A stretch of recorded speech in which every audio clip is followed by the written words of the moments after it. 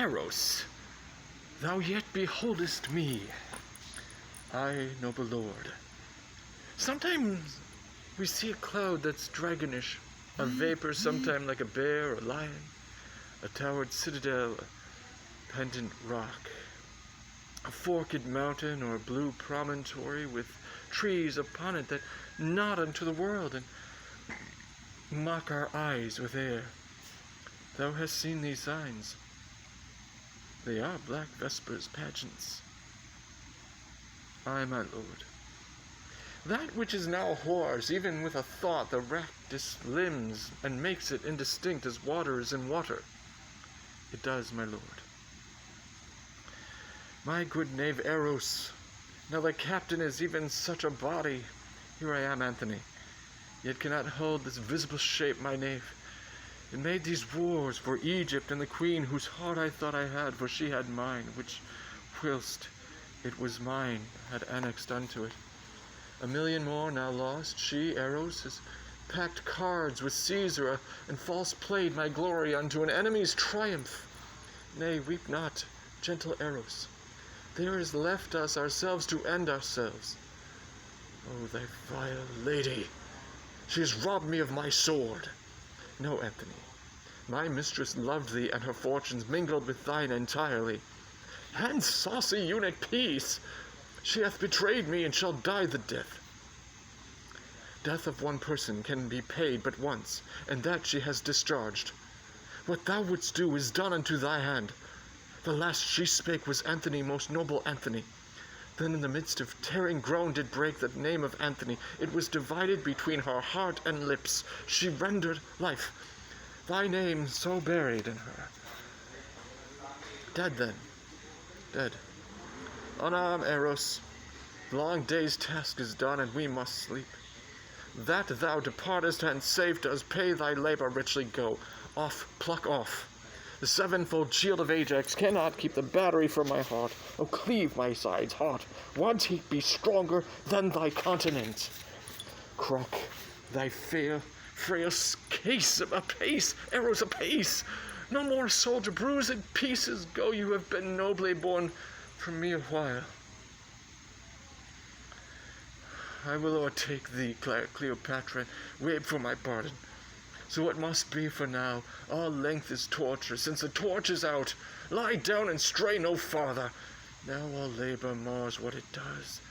Yea, very force entangles itself with strength. Seal then, and all is done, Eros. I come, my queen, Eros, stay for me.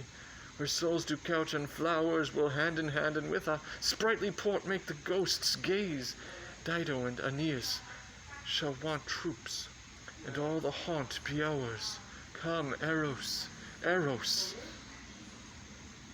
What would my lord? Since Cleopatra died, I have lived in such dishonor that the gods detest my baseness. I, that with my sword quartered the world, and o'er green Neptune's back with ships made cities, condemn myself to lack the courage of a woman, less noble mind than she which by her death our Caesar tells. I am conqueror of myself. Thou art sworn, Eros, that when the exigent should come, which now is come indeed, when I should see behind me the inevitable prosecution of disgrace and horror, that on my command thou then wouldst kill me. Do it. The time is come. Thou strikest not me. To Caesar thou defeatest, put color in thy cheek. The gods withhold me. Shall I do that which all the Parthian darts, though enemy, lost aim and could not? Eros, wouldst thou be widowed in great Rome, and see thy master thus with pleached arms, bending down his corrigible neck, his face subdued to penetrative shame, whilst the wheeled seat of fortune Caesar, drawn before him, branded his baseness that ensued? I would not see it.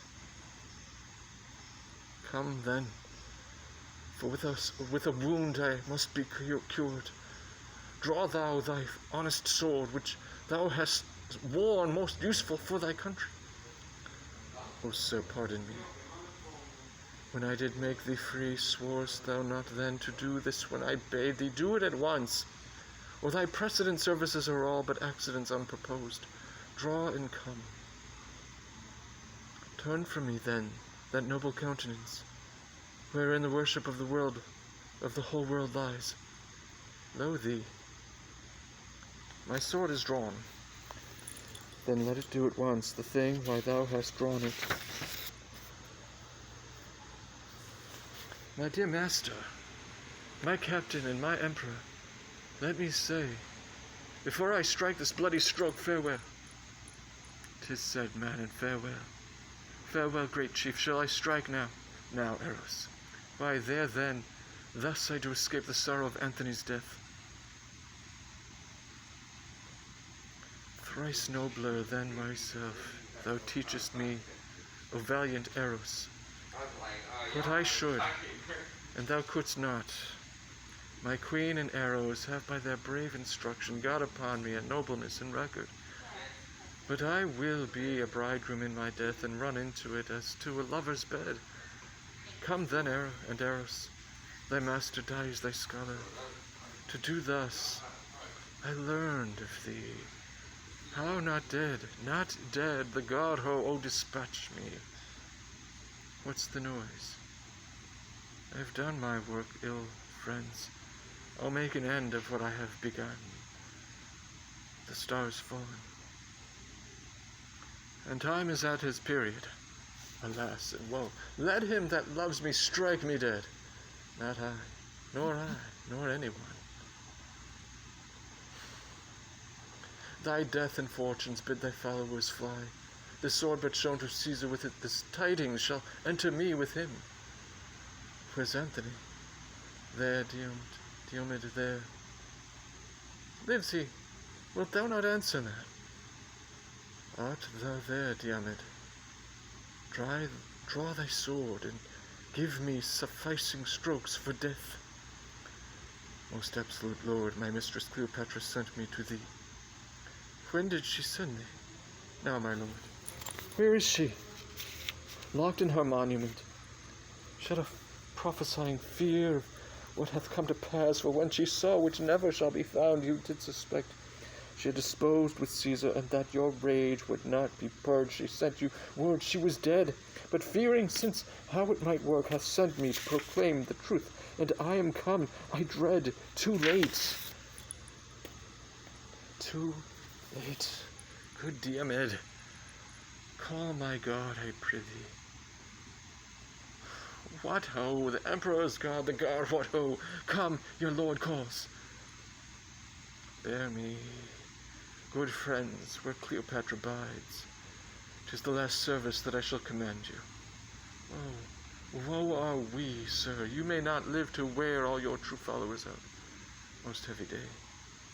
Nay, good my fellows, do not please sharp fate to grace with your sorrows. Bid that welcome which comes to punish us, and we punish it, seeming to bear it lightly. Take me up.